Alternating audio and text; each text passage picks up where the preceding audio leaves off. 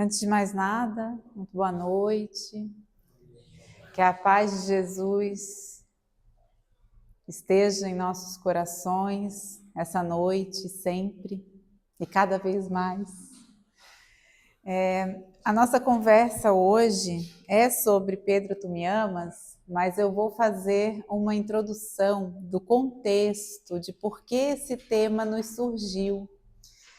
Esse tema, veio até nós através de um encontro que aconteceu esse final de semana, nos dias 19 a 21, como está aqui no cartaz, o segundo encontro nacional do Evangelho Rede Vivo, organizado pela Federação Espírita Brasileira, lá em Brasília. Então a gente vai contar um pouquinho de como é que foi esse encontro, o que é o Evangelho Rede Vivo, e aí a gente vai fazer juntos aqui, e é um desafio de tempo, mas eu acho que eu vou conseguir, tenho esperança, fazer um exercício de como a gente estuda o Evangelho Rede Vivo a partir desse tema, dessa pergunta que Jesus nos faz: tu me amas? E ela já começa a ressoar nos nossos corações desde agora. Mas vamos lá. Então a gente vai falar do segundo encontro nacional do Evangelho Rede Vivo. O que é o Evangelho Rede Vivo, afinal? O que é esse estudo?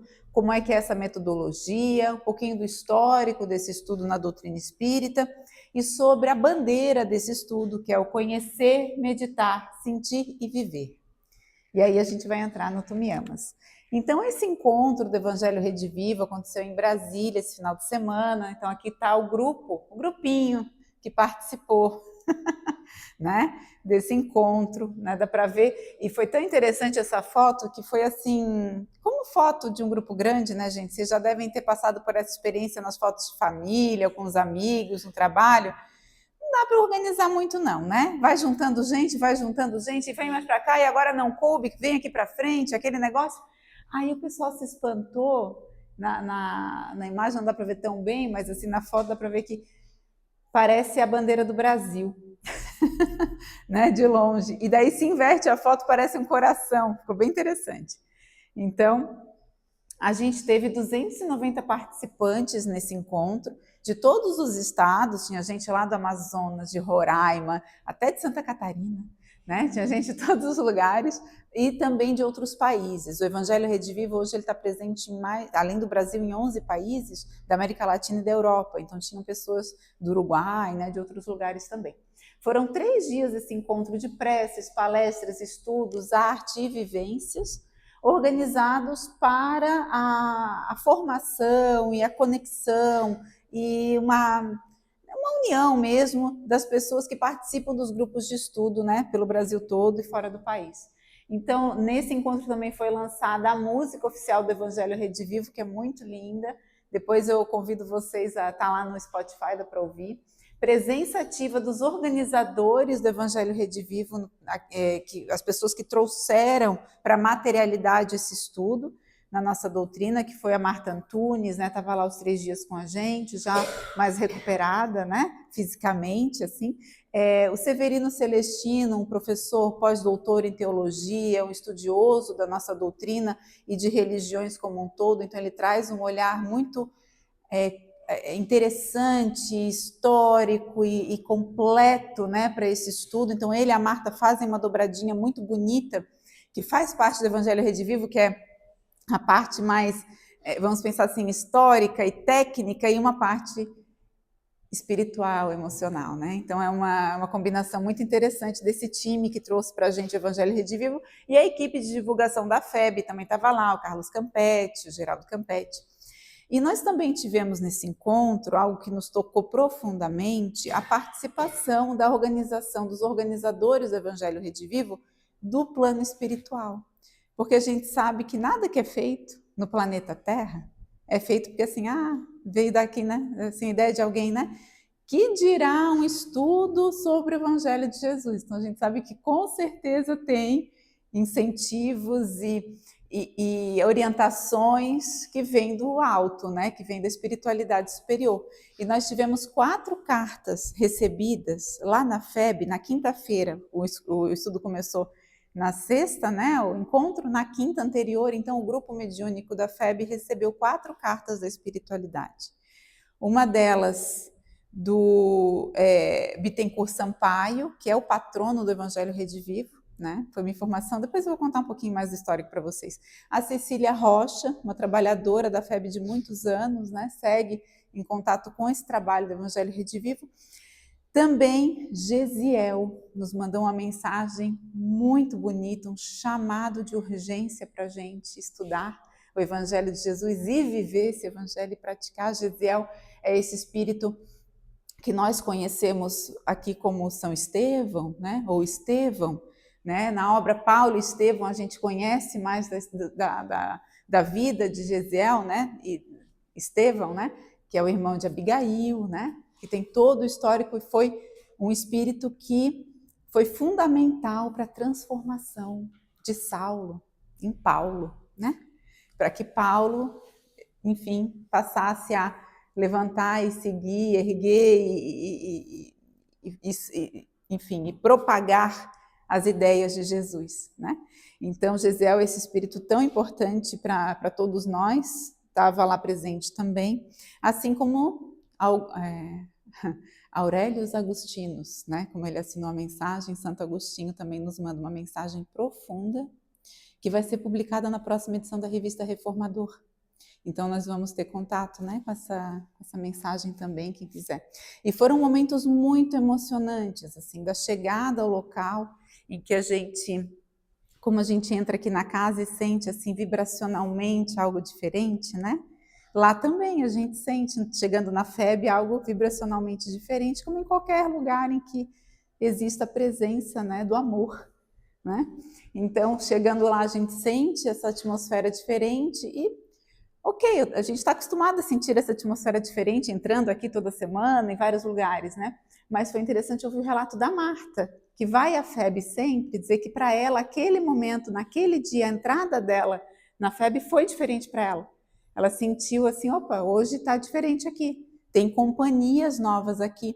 E ela, muito sensível, né? Uma mediunidade bastante sensível, observa a presença de frades franciscanos nos jardins da FEB, representantes de Francisco, de São Francisco de Assis, né? De João Evangelista.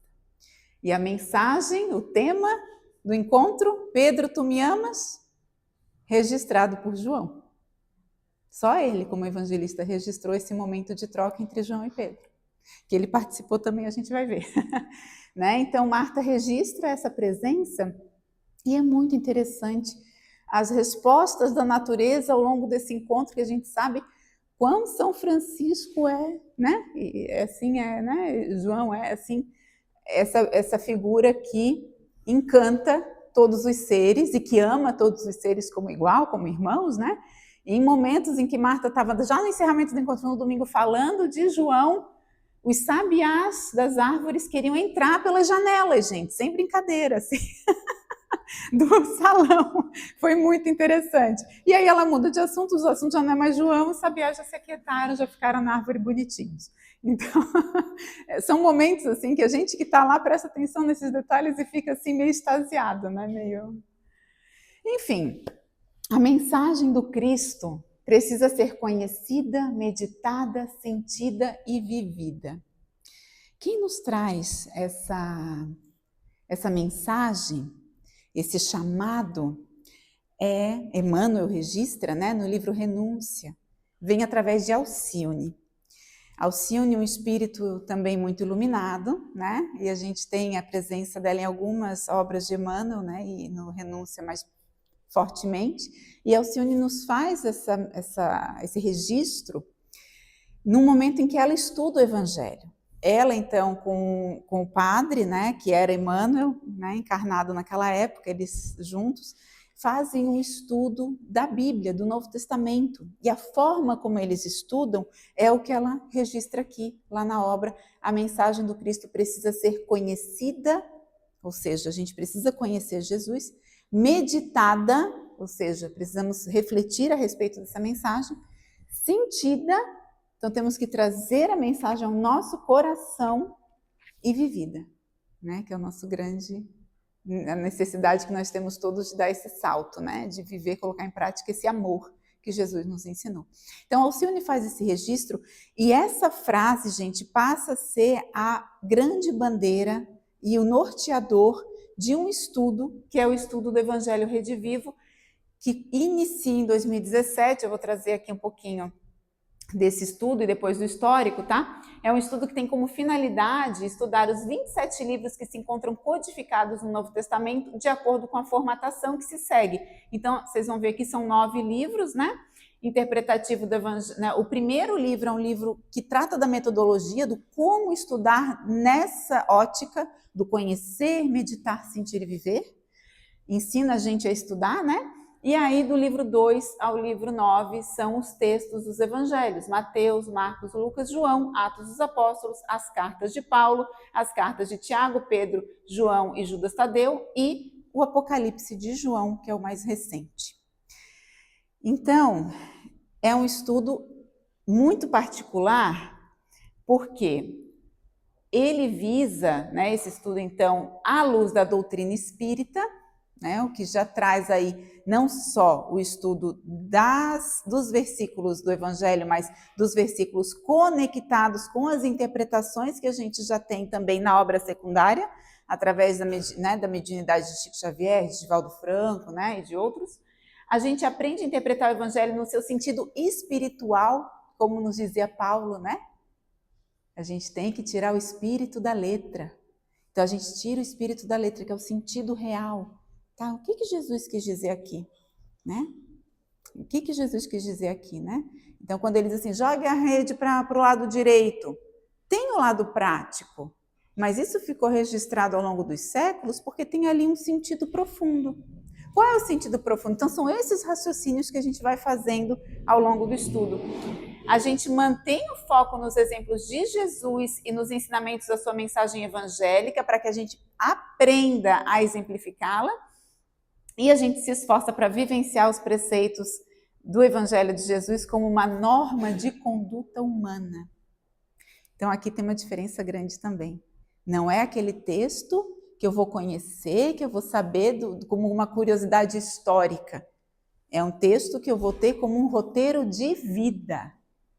Então, o Evangelho Redivivo é muito interessante. E a metodologia, versículo a versículo. Então, a gente vai ler e vai estudar cada versículo com uma inspiração que vem através de um estudo que hoje é chamado miudinho.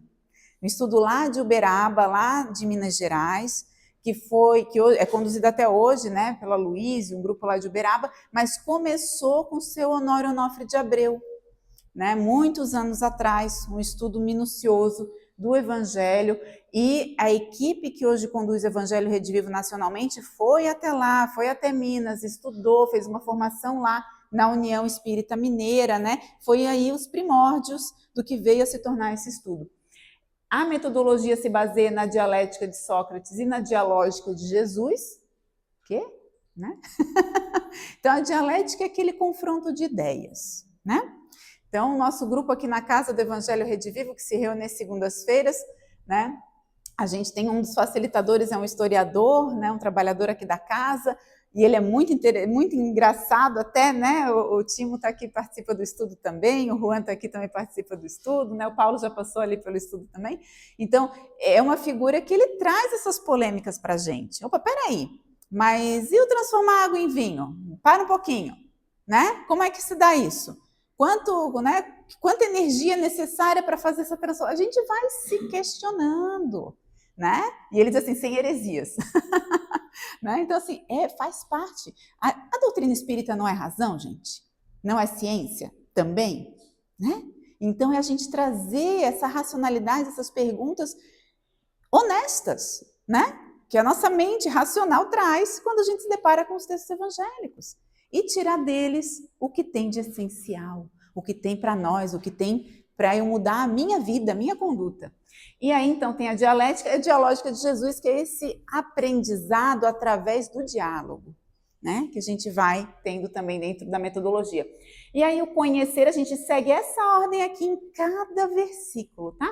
O conhecer, a gente vai para o contexto. Meditar, o grupo vai fazendo essas reflexões e essas perguntas e usando dessa dialética para ampliar o conhecimento mesmo, né? O meditar é a gente, de fato, raciocinar a respeito. E o sentir, a gente tem ali as mensagens dos espíritos, as interpretações, a espiritualidade daquele texto, que vai fazendo a gente trazer aquela mensagem para o nosso coração. E a gente tem esse tempo de fazer isso também. E aí o viver, os exemplos que a gente vai trazendo das nossas vidas. Então, no grupo a gente, né, tem que ter essa sintonia no grupo, essa confiança, que a gente traz questões assim, da nossa vida mesmo, do nosso dia a dia, questões às vezes que a gente tem até assim, tem vergonha de falar isso pro meu amigo, mas aqui no grupo eu falo que eu me irritei naquela fila lá do não sei o quê, que não sei o quê, e como é que eu modifico essa minha forma de agir a partir disso que eu estou vendo no Evangelho de Jesus, a partir da palavra que Jesus me traz, né? Então é nesse raciocínio que a gente vai colocando sentimento e trazendo ação. Pois bem, rapidinho histórico. Então, o estudo do Evangelho Redivivo na doutrina espírita, ele não surgiu do nada, como já deu para entender. Ele é possível, primeiro, porque houve toda uma sistematização do estudo na doutrina espírita já há muitas décadas, a começar lá pelo ESD. Antes do ESD já tinham outras tentativas também. Então, o ESD, né, que é o estudo sistematizado da doutrina espírita, que aqui na nossa casa a gente tem um estudo do Livro dos Espíritos, né, que é o ESD, de forma sistematizada por 2 anos.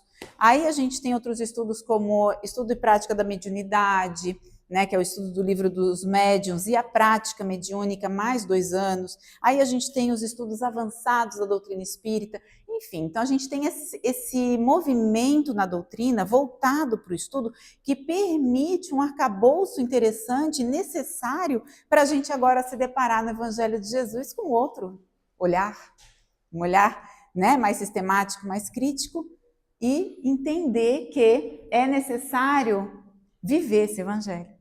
Que a gente não pode e não consegue se sustentar só aqui no campo da racionalidade. A gente precisa sentir, precisa viver. Aí lá por 2013, 2014, na FEB começam a acontecer mensagens muito interessantes de muitos espíritos, entre eles Bezerra de Menezes, Dias Cruz, fazendo ensaios de estudo nessa ordem que a gente traz aqui, de trechos de versículos do Novo Testamento. Então tinha o versículo e esse estudo sistematizado dessa maneira, diferentes vozes, diferentes espíritos. Então lá em 2013, e vem vindo também mensagens a respeito de um movimento no plano espiritual, de uma grande instituição que está próxima a nós, né, no plano espiritual, que daí, depois de muitas mensagens e muito tempo, se identifica que o nome dessa instituição é Nova Jerusalém, que é um lugar, né, que a espiritualidade descreve, os médiuns que receberam essas comunicações viram, né, esse local, é um grande local, como se fosse assim, pelo que a Marta descreve, parece um campus de uma grande universidade, cercado por colinas. E eles vão contando, são 13 as colinas. Por que 13? Uma para cada apóstolo, né? Emília, mas eram 12, mas tem Paulo. Então são 13, né? E aí, também, ao longo do tempo, se identifica que a representante da FEB nessa instituição é Celina, mensageira de Maria, né? E que o estudo do Evangelho Redivivo, ele se encontra como parte desse movimento mundial pela cristianização da humanidade. Então, nós já estamos vivendo um momento, meus amigos, que a mensagem de Jesus, ele diz, mas Emília, em tal país, em tal cultura não se conhece Jesus, mas pode chamar de qualquer nome, Jesus não se importa não, desde que se conheça a mensagem de amor dele e que se viva essa mensagem, né? Então esse movimento de amor, de conhecimento de Jesus, né, do caminho que ele é, o caminho para o Pai, isso está acontecendo de forma acelerada, e o Evangelho Redivivo é uma dessas ruas que a gente pega para acelerar esse caminho. Bem, o momento, isso fica claro no estudo também e no encontro, gente. O momento que a gente vive é crucial, tá? Esse momento, estamos em 2025, esse momento é crucial. Nós já vivemos, isso o Godinho, presidente da FEB, disse que nós já vivemos o primeiro segundo do primeiro minuto da regeneração. Então, quando a gente vem aqui e diz, a Terra é um planeta de provas e expiações, a gente tem que tomar muito cuidado, porque a gente tem os reflexos de um planeta de provas e expiações, com certeza. E no primeiro segundo do primeiro minuto de um novo dia, à meia-noite, ainda é noite. Né ou não é? Ainda é noite. Mas já virou o dia. Estamos vivendo o início da regeneração, a gente precisa sentir isso no nosso coração e viver isso todos os dias, que já não cabem mais em nós e nem no planeta os comportamentos de um planeta de provas e expiações. O bem irá prevalecer. O mal é temporário, é passageiro e acaba. O bem não acaba. Então a gente precisa começar a viver isso. Então as primeiras formações no Evangelho Rede Viva iniciam em 2017, gente. Santa Catarina foi um dos estados piloto, o estado com mais casas espíritas aderindo a esse estudo lá em 2017. E aqui na nossa casa nós temos esse estudo desde 2022. Pois então, vamos estudar em 7 minutos? Vamos lá? Vamos fazer uma prática do Evangelho Rede Viva aqui. Vamos conhecer, primeiro passo. Então a gente vai estudar, eu falei que era versículo a versículo, né? Mas vou condensar 3 versículos aqui. Vamos lá, a gente tem tempo, tem 7 minutos. Assim que comeram, lá em João, capítulo 21, que é o último capítulo de João, a gente tem esse trecho. Assim que comeram, Jesus diz a Simão Pedro, Simão, filho de João, tu me amas mais do que a estes? Ele lhe diz, sim, Senhor, tu sabes que te amo. Jesus diz a ele, alimenta os meus cordeiros. Essa é uma tradução de Haroldo Dutra, que eu fui lá, inclusive, vi os manuscritos do Mar Morto, que o Haroldo usou para traduzir a Bíblia direto do grego para o português, né? A gente tem outras traduções, tem a palavra apacenta, aparece muito aqui, das traduções que vêm de outros idiomas, né? Mas direto do grego, Haroldo escolheu o alimenta, que é um dos sentidos do apacenta, né?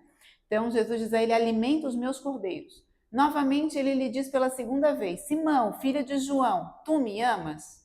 Ele lhe diz, sim, Senhor, tu sabes que te amo. Jesus diz a ele, apacenta as minhas ovelhas. Jesus diz a ele pela terceira vez, Simão, filho de João, tu me amas? Pedro entristeceu-se por lhe ter dito pela terceira vez, tu me amas? E disse-lhe, Senhor, tu sabes todas as coisas, tu sabes que te amo. Jesus lhe diz, alimenta as minhas ovelhas. Então esse é o trecho que a gente vai conhecer. E como é que a gente faz no Evangelho Rede Viva? A gente vai lá entender. Onde é que eles estavam? Eles estavam às margens do lago Tiberíades, né? Ou lago Genezaré, ou Mar da Galileia. Vocês já ouviram essas palavras, essas expressões, né? Na leitura da Bíblia vocês já viram várias vezes. É o mesmo lugar, tá, gente? É o mesmas águas. Só que é um lago muito grande. Por isso eles às vezes chamam de mar. Mas não é de água salgada, é de água doce, tá? Então, o lago Tiberíades, eles estavam lá à margem desse lago. Os apóstolos, os discípulos tinham pescado, né? Não estavam conseguindo pescar. Aí vem uma pessoa e indica que tem peixes para a direita, eles jogam a rede, conseguem capturar, e entendem que essa pessoa olha e vem Jesus. Isso já havia se passado a crucificação. Então a gente vai entender nesse conhecer que essa é a 8ª aparição de Jesus após a crucificação, às margens desse lago de Genezaré, que os discípulos, vamos pensar, estavam num momento de muitas dificuldades. Isso é expresso no fato deles não estarem conseguindo pescar, deles estarem com fome, né? Essa fome, ela não é só física, né?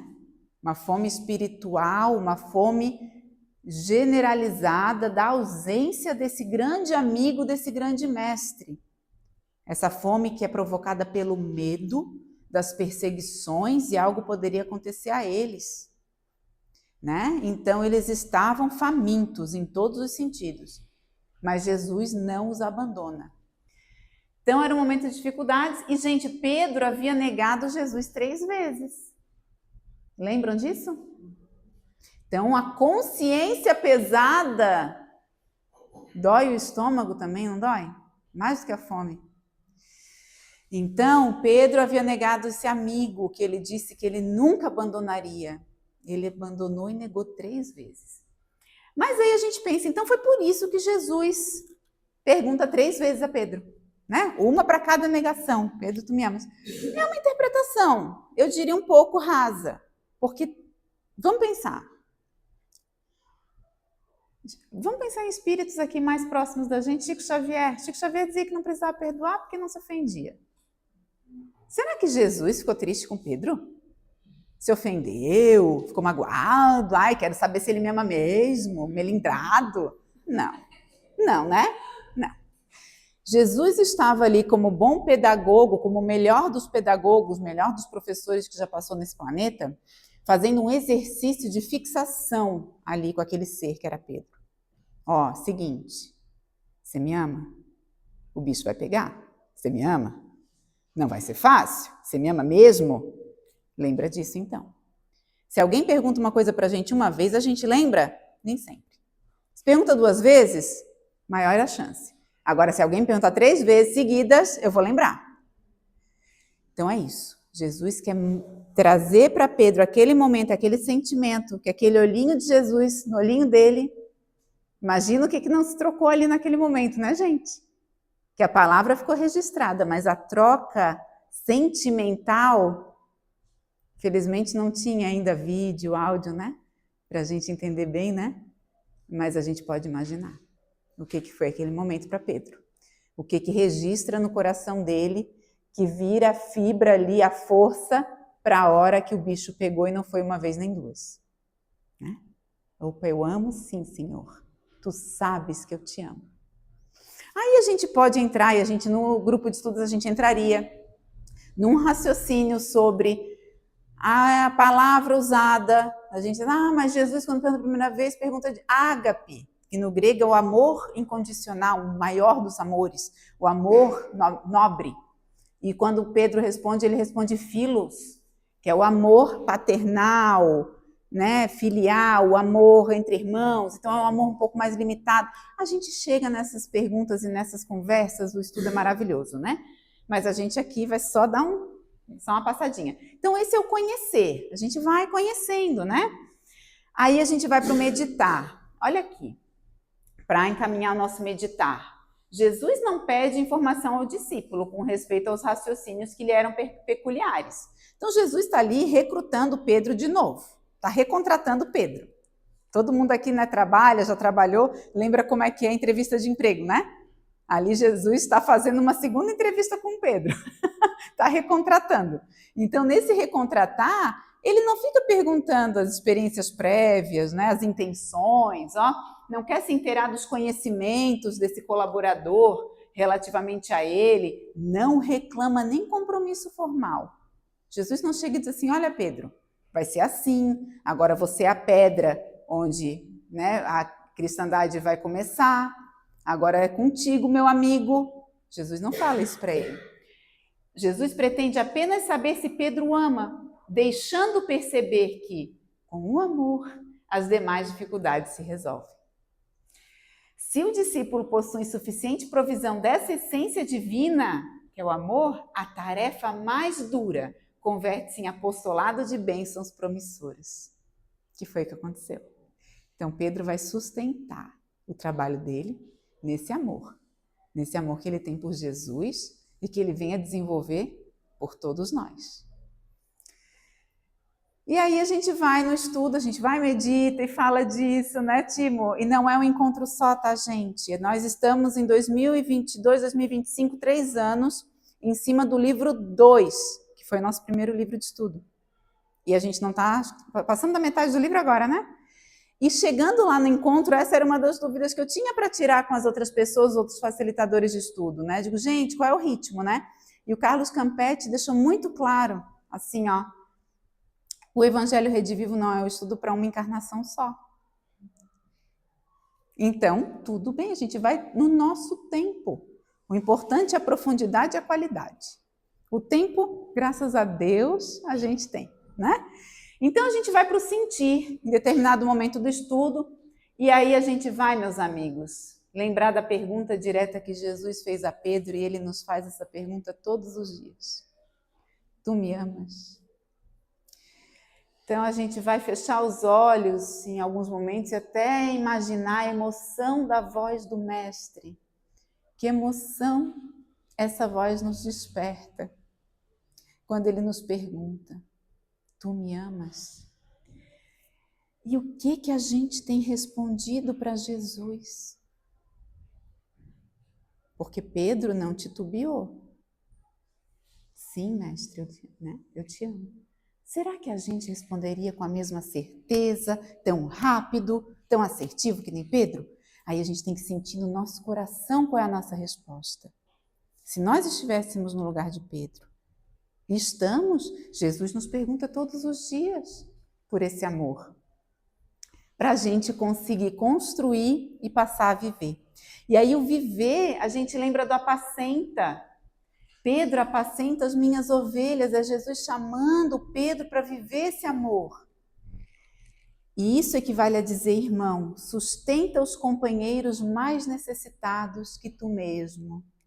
Não te desanimes perante a rebeldia, nem condenes o erro, do qual a lição benéfica surgirá depois. Ajuda o próximo ao invés de vergastá-lo. Educa sempre. Revela-te por trabalhador fiel. Sê exigente para contigo mesmo e ampara os corações enfermiços e frágeis que te acompanham os passos.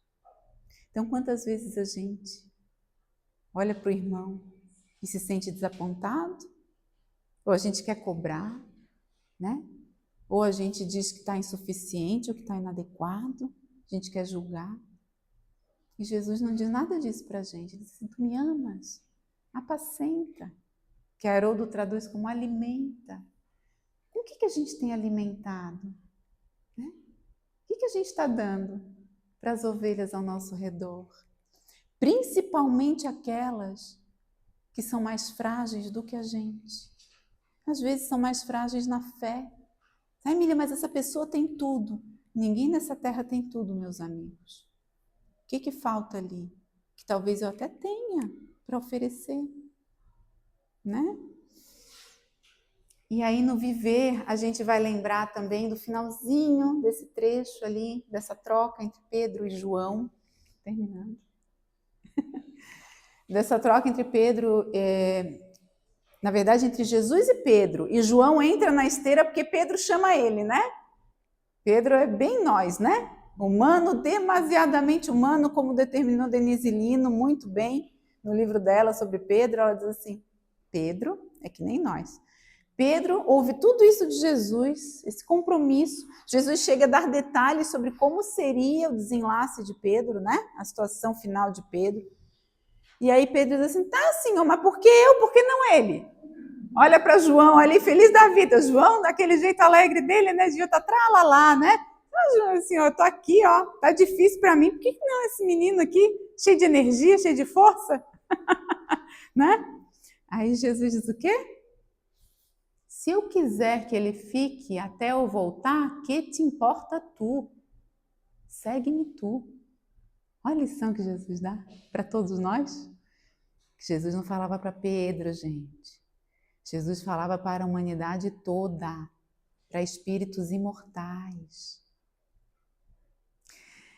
Segue-me tu. Quantas vezes a gente abre o evangelho, vai fazer evangelho no lar, abre o evangelho assim, ai, a Mirella tinha que ler isso. Isso aqui é para a Mirella, né? Não. É para mim. É para mim. E é primeiro para mim. E é principalmente para mim. E não é à toa que eu que abri e que eu que estou lendo. Então é primeiro para a gente. É um hábito que a gente tem, né? E João, Senhor? Que te importa tu? Segue-me tu. O bom pastor permanece vigilante. Prometeu que das ovelhas que o Pai lhe confiou, nenhuma se perderá. Convém desse modo atendermos com perfeição aos deveres que nos foram deferidos. Ah, o amigo não cumpriu, ah, ele chega atrasado, ah, ele nem sempre aparece no estudo, ah, ele isso, ele aquilo. Que te importa tu? Faz o teu.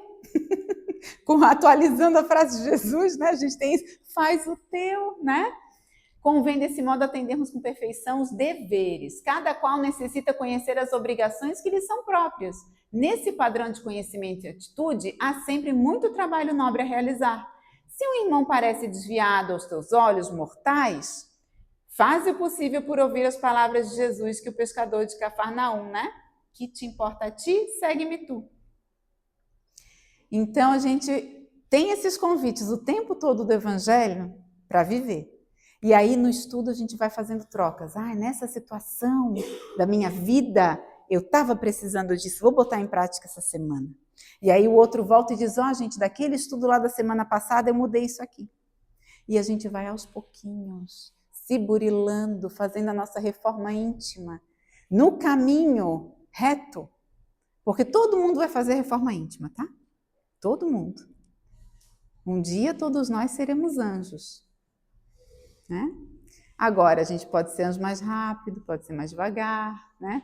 Pode ir por esse caminho aí, desviar e voltar. O Evangelho é o roteiro seguro. E o Evangelho Redivivo é esse roteiro seguro, com uma metodologia que fala aos nossos corações, para a gente colocar em prática e colocar em prática hoje. Porque Jesus segue nos convidando. Quanto a ti, segue-me tu. É isso, meus amigos, que esse estudo fique aí nas nossas mentes, nos nossos corações, esse chamado de Jesus, que nos pergunta, tu me amas?